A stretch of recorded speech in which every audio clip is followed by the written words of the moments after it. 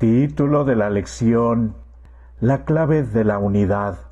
Nuestro texto inicial se encuentra en Efesios capítulo 1 versos 9 y 10, dándonos a conocer el misterio de su voluntad según su beneplácito, el cual se había propuesto en sí mismo de reunir todas las cosas en Cristo en la dispensación del cumplimiento de los tiempos, así las que están en los cielos como las que están en la tierra.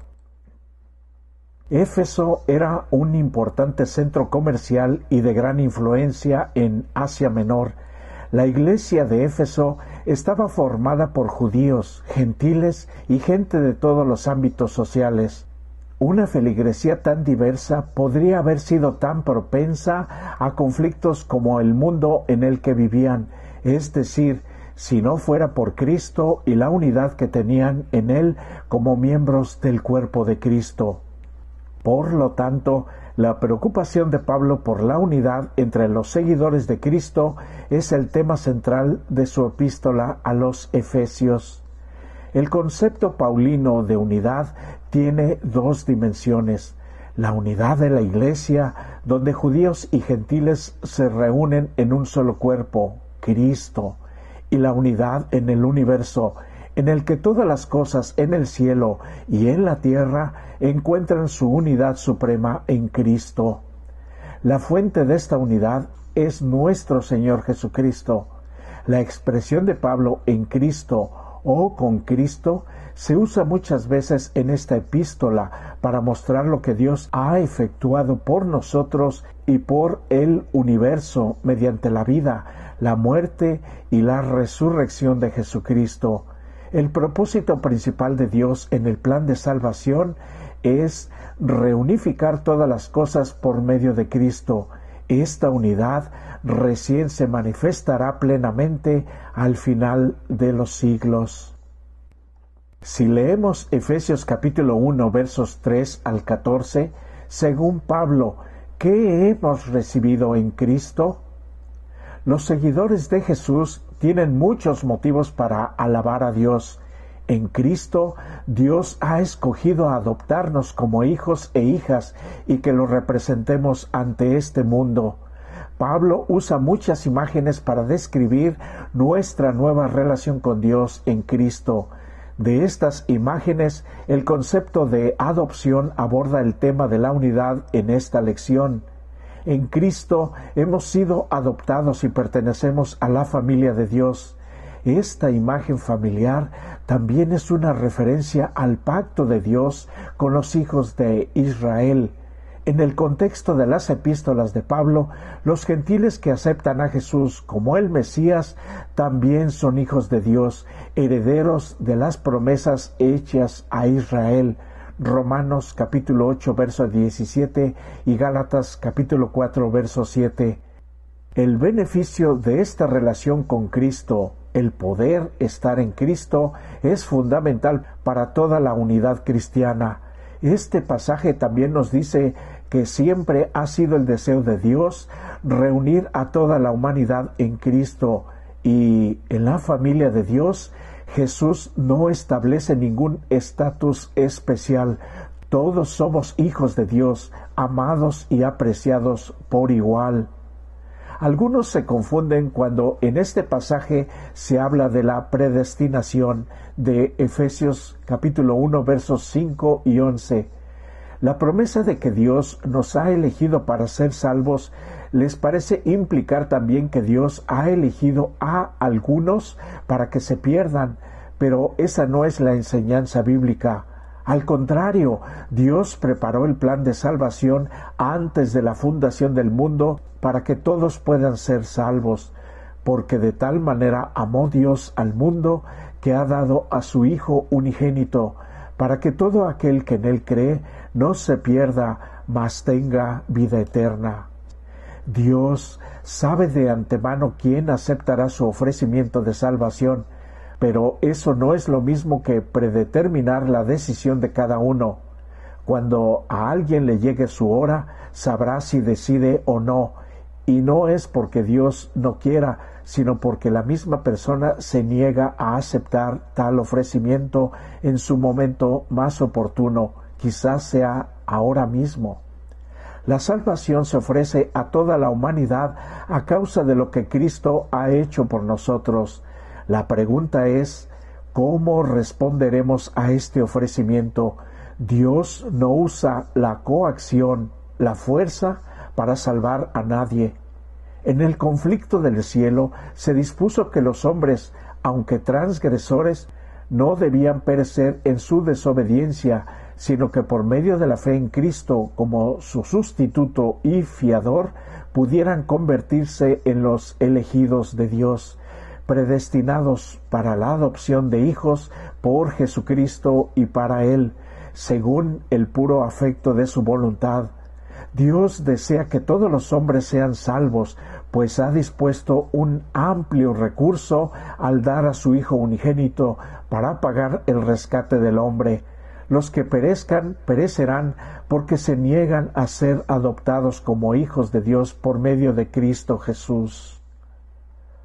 Algunas de las divisiones más profundas entre las personas son causadas por diferencias étnicas y religiosas. En muchas sociedades, los documentos de identidad indican la etnia o la religión a la que pertenecen, y estas distinciones a menudo están relacionadas con privilegios o restricciones con los que la gente tiene que convivir a diario. Cuando surgen guerras o conflictos, estos marcadores de identidad y diferencias muchas veces se convierten en catalizadores de la represión y la violencia. En Efesios capítulo 2, versos 11 al 22, Pablo indica una mejor opción para la comunidad cristiana. ¿Cómo afectan las diferencias nuestra unidad con Cristo? ¿Qué se acabó con la muerte de Jesús en la cruz? Pablo invita a los efesios a recordar cómo era su vida antes de recibir la gracia de Dios en Cristo.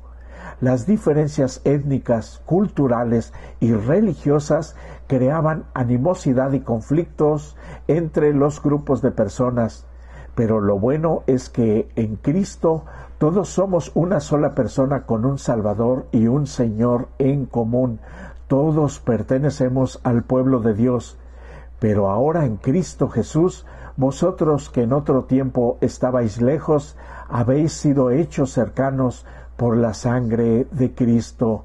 Efesios capítulo 2, verso 13. El antiguo templo de Jerusalén tenía una pared de separación que distinguía las secciones accesibles solo para los judíos étnicos. Este muro tenía una inscripción que prohibía avanzar a los extranjeros bajo pena de muerte. Este es el reglamento del que acusaron a Pablo de transgredir cuando entró en el templo después de sus viajes misioneros. Cuando Pablo fue arrestado, lo acusaron de introducir al sector judío del templo a un efesio llamado Trófimo. En esta epístola, Pablo argumenta que Cristo es nuestra paz, que de ambos pueblos hizo uno, derribando la pared intermedia de separación. Efesios capítulo 2, verso 14. En Cristo los creyentes son descendientes de Abraham y reciben la circuncisión del corazón. La circuncisión física que Dios le dio a Abraham señalaba la circuncisión espiritual que los creyentes recibirían en Cristo. Ver Deuteronomio 10, verso 16. En él también fuisteis circuncidados con circuncisión no hecha a mano, al echar de vosotros el cuerpo pecaminoso carnal en la circuncisión de Cristo. Colosenses capítulo 2, verso 11. Vuelve a leer Efesios capítulo 2, versos 11 al 22.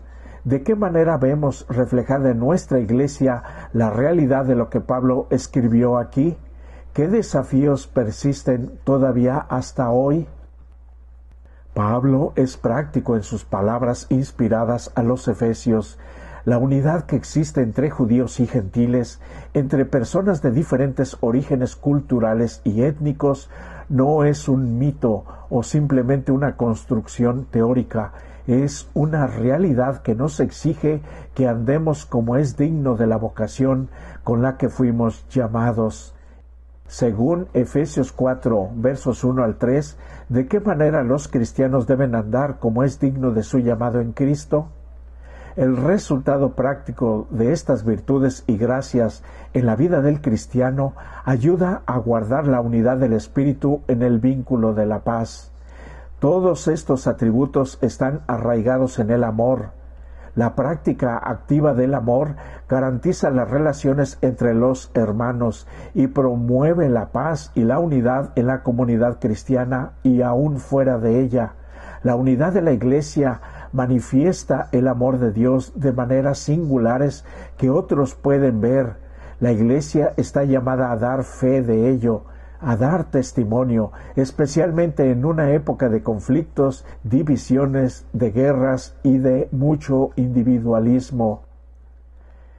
Ahora, leyendo Efesios capítulo 4, versos 4 al 6, en los primeros versículos, Pablo expresa su interés por la unidad de la Iglesia.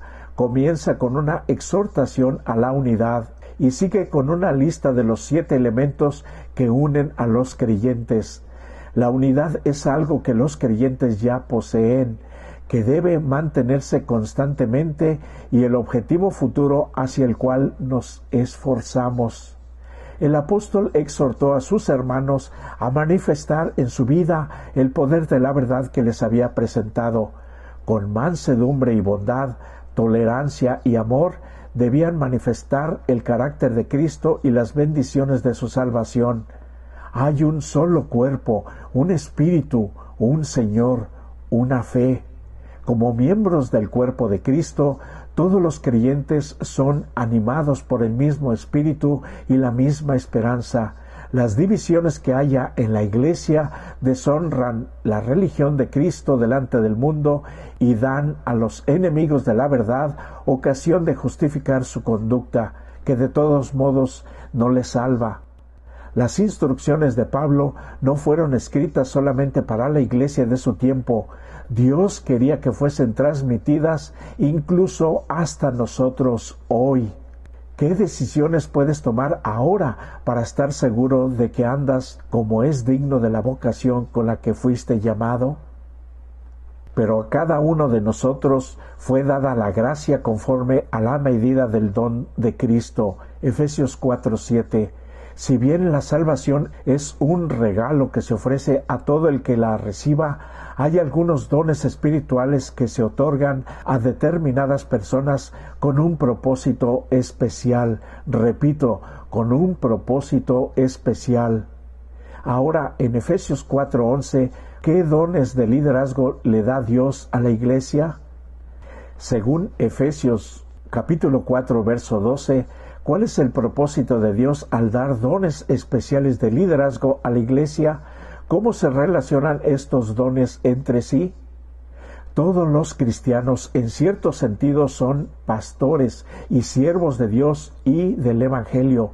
Todos reciben la comisión de Cristo, de Mateo capítulo 28, versos 19 y 20, de ir y hacer discípulos a todas las naciones, de bautizar y enseñar. Todo el que lleve el nombre de Cristo, que diga ser cristiano verdadero. Nadie puede pretender estar exento de trabajar en la difusión del Evangelio y ningún dirigente de la Iglesia puede pretender tener un ministerio exclusivo. Los dones espirituales de liderazgo son específicamente para edificar a la Iglesia. Los dirigentes de la Iglesia son necesarios para fomentar, promover y alentar la unidad. La lista de dones de liderazgo de Pablo nos dice que estas funciones también son para preparar al pueblo de Dios con el propósito de alcanzar a todos los perdidos en este mundo. Es responsabilidad de algunas personas especialmente llamadas dentro de la Iglesia a ayudar a los demás a cumplir su ministerio y servicio para Cristo y edificar al cuerpo de Cristo hasta que todos lleguemos a la unidad de la fe y del conocimiento del Hijo de Dios, a un varón perfecto a la medida de la estatura de la plenitud de Cristo. Efesios 4:13. El ejemplo del estilo de liderazgo de Jesús debe guiarnos en la forma en que servimos. Jesús vino para servir a los demás, no para ser servido. Mateo capítulo 20 versos 25 al 28. Nosotros debemos ir y hacer lo mismo. No tenemos otro camino. Este es el camino maravilloso para servir a Dios. Existe una fuerte tendencia entre los seres humanos a ser independientes y no rendirle cuentas a nadie, y especialmente en la época en que vivimos ahora con tanto individualismo. La sociedad occidental en particular se caracteriza por esta inclinación. Sin embargo, Pablo nos recuerda que ningún cristiano está solo en este mundo y que formamos una comunidad de fe con dirigentes espirituales que nos ayudan a animarnos mutuamente en nuestro camino común. Entre todos somos parte del cuerpo de Cristo, pero tenemos una misión para que este cuerpo trabaje y cumpla la misión, y cada uno de nosotros somos responsables si nos decimos cristianos verdaderos. ¿Qué dones espirituales tienes y cómo los usas para la unidad de tu iglesia local y mundial? El cristianismo es una religión de relaciones, de relación con Dios y con el prójimo, con los demás. No tiene sentido decir que tenemos una relación profunda con Dios sin que esa relación tenga un impacto en las relaciones que tenemos con los demás, especialmente con los de la iglesia. El cristianismo no se puede vivir en el vacío. Los principios de la unidad que Pablo analiza en su epístola a los Efesios también son aplicables a cómo nos relacionamos con los demás. Ahora, si leemos Efesios capítulo 5 versos 15 al 21, ¿qué nos está diciendo Pablo en el versículo 21 específicamente? ¿Cuál es la relación entre la sumisión y la unidad? La exhortación de Pablo a someternos unos a otros se relaciona con la frase llenos del Espíritu de Efesios 5:18. Una de las expresiones del derramamiento del Espíritu es la sumisión mutua. Esto se refiere a la actitud apropiada de humildad y consideración que debemos tener hacia las personas. Por supuesto, este no es un atributo natural de la mayoría de las personalidades, sino el resultado de la vida del Espíritu en nuestro corazón. Es un regalo del mismo Espíritu, que es vínculo de la unidad en Cristo. Vista desde esta perspectiva, la sumisión es una cualidad interna que expresa nuestra reverencia por Cristo y su sacrificio por nosotros, y además se manifiesta hacia aquellos que aún no le conocen especialmente. Leyendo Efesios capítulo 5 versos 22 al capítulo 6 verso 9, ¿qué impacto tiene en nuestra relación humana esta calidad de sumisión mutua en el hogar, especialmente con los nuestros, con los que vivimos, y en el lugar de trabajo de un creyente que se dice verdadero seguidor de Cristo? En cierta medida, la unidad de la iglesia depende de la unidad en el hogar. Muy importante, por favor. Pablo enfatizó que la unidad, el amor y el respeto que debería existir entre el esposo y la esposa deben ejemplificar el amor de Cristo hacia la iglesia, un amor abnegado. Por lo tanto, es necesario que los esposos, las esposas y los miembros de iglesia demuestren respeto cristiano, tanto en el hogar, especialmente, como en la iglesia, también muy especialmente. Este atributo de Cristo también se ejemplifica en las relaciones entre padres e hijos, y entre empleados y empleadores, dependientes y jefes. El tipo de armonía y paz que debe impregnar nuestro hogar también debe impregnar nuestra vida eclesiástica. En esta época de tanta falta de autoridad y respeto a las autoridades, todo indica que comenzó este mal desde nuestro hogar, cuando perdimos nuestros valores porque no fueron fomentados ni ejemplificados por los padres dentro del hogar. ¿Qué principios puedes extraer de los versículos de hoy que puedan ayudarte a comprender mejor cómo debes actuar según tu situación hacia un miembro de tu familia o un compañero de trabajo? Casi para terminar, quisiéramos invitarlos a que lean el libro Testimonios para la Iglesia, el tomo 9, las páginas del 144 al 151, el capítulo El Espíritu de Unidad. Cristo no reconocía distinción de nacionalidad, jerarquía o credo. Los escribas y los fariseos querían acaparar todos los dones del cielo en favor solamente de su nación, con exclusión del resto de la familia de Dios en el mundo entero. Pero Jesús vino para derribar toda barrera de separación. Vino a mostrar que el maravilloso don de su misericordia y de su amor, como el aire, la luz o la lluvia que refresca el suelo, no reconocen límites. Por el ejemplo en su vida, Cristo estableció una religión sin castas, merced a la cual judíos y paganos, libres y esclavos, quedan unidos por un vínculo fraternal de igualdad delante de Dios. Ningún exclusivismo influía en sus actos. No hacía ninguna diferencia entre prójimos y extraños, amigos o enemigos. Su corazón era atraído hacia toda alma que tuviese sed del agua de la vida. Y finalmente tenemos algunas preguntas para dialogar. Número 1. Reflexiona en esta declaración. En el 4º capítulo de Efesios se revela tan clara y sencillamente el plan de Dios de que todos sus hijos puedan aferrarse de la verdad. Aquí se presenta claramente el medio que Él ha establecido para mantener la unidad en su iglesia, que sus miembros revelen al mundo una sana experiencia religiosa. ¿Qué ves en Efesios capítulo 4 que apunta a la unidad de la iglesia? ¿Qué podemos hacer para ayudar a garantizar esta unidad? Número 2. La necesidad de humildad y sumisión es fundamental para el tema de la unidad. Sin estos rasgos, ¿cómo podría existir la unidad en la iglesia? Si estamos orgullosos, seguros de nuestras opiniones y posturas y no estamos dispuestos a escuchar a los demás, ¿cómo se aprende esta humildad y sumisión? Número 3. ¿Cómo podemos tener unidad incluso cuando no siempre estemos de acuerdo en todo? Como resumen diremos, en su epístola a los Efesios, Pablo da muchos consejos sobre lo que significa para los cristianos estar en Cristo. La salvación en Jesús transforma nuestra vida en forma práctica.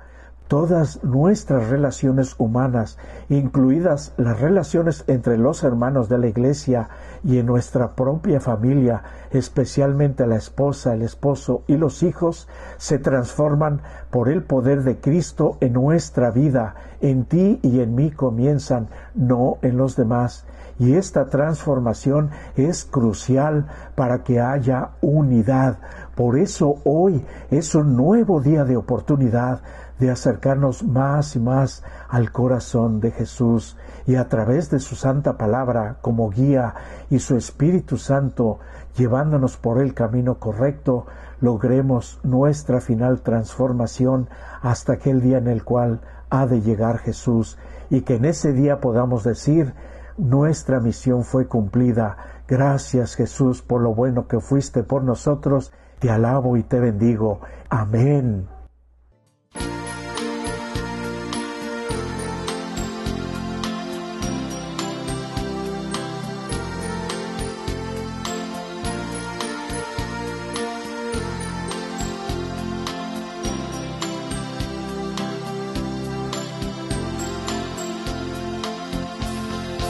El gran amor que Dios reveló, su santa palabra me lo mostró. Ahora sé que Dios solo es amor y como Él es, quiero ser yo. Todo lo sufre por su piedad, no es indebido, cree la verdad. No no se preocupa qué pasará. Dios por su amor al fin triunfará.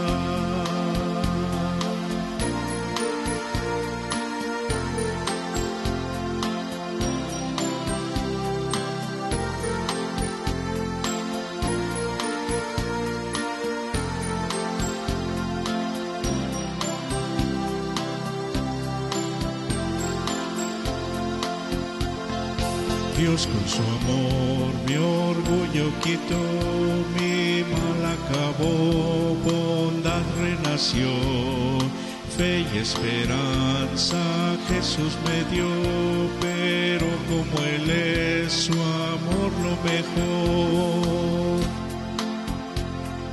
Todo lo sufre por su piedad, no es indebido, cree en la verdad. No se preocupa qué pasará, Dios por su amor al fin triunfará. Todo lo sufre por su piedad, no es indebido, cree en la verdad.